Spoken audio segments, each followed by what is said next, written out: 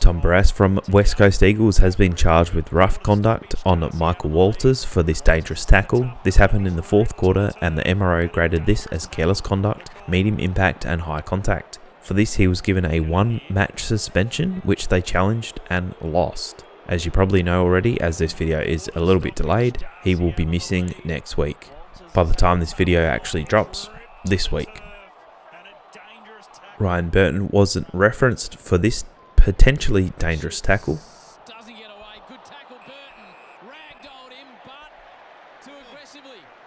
Wow. Doesn't get away. Good tackle, Burton. Gore is probably very lucky he didn't follow through with this kick, because he would have been missing at least a week, I would think. He was clearly mad, but he decided not to follow through with the kick, but this was pretty close.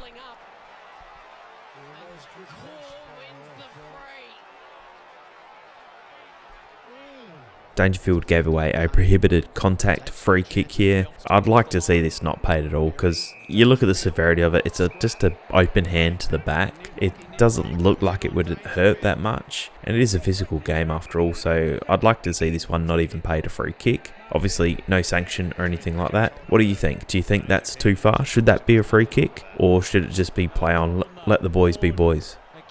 Toby Green was charged with rough conduct for his bump on Jordan Boyd. This happened in the fourth quarter. The MRO graded as careless conduct, medium impact and high contact, which I totally agree with. This was given a 1-match suspension, going off previous history from other players, Liam Baker for example, which he also got 1 match. I think that's fair. GWS took this to the tribunal and they lost, so his 1-match suspension has been upheld. As you would know by now, GWS played without him. It's a little bit tricky because what they wanted Toby to do was put the hands out and go for the mark, which I felt like he did for most of it until he realised he couldn't get there and then braced for impact. So it's kind of a bit of a catch-22, because if he doesn't do that, then he's going to end up knocking himself out or potentially hurting himself, which is not a natural instinct of what you do with your body. You always try to protect yourself. So this one's pretty hard for me.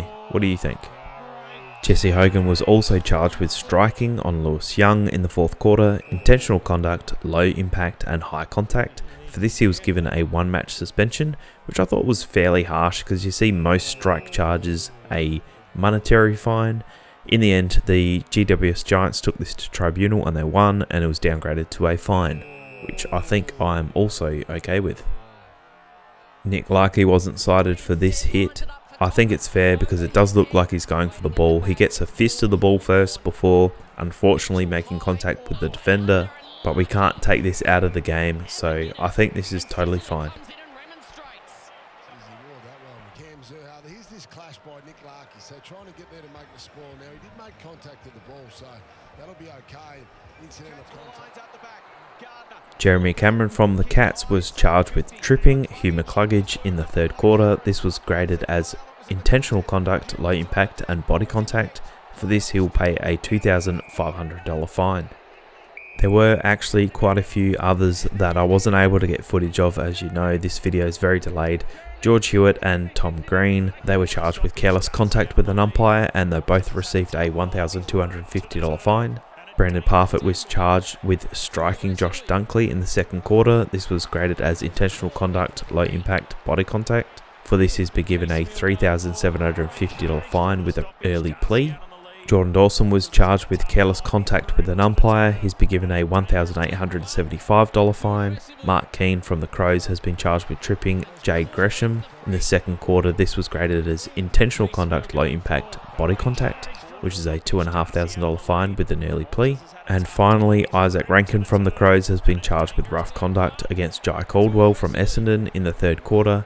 This was graded as careless conduct, low impact and high contact, which is also a $2,500 fine. So let's just hope the AFL invite us to the Christmas party, because there is a lot of cash in the kitty so far. What do you think about these suspensions? Do you think that's fair? Anyway, thank you so much. I will try and catch up on these videos and then be back on track for the next round. Thank you very much for watching, and I'll see you in the next video.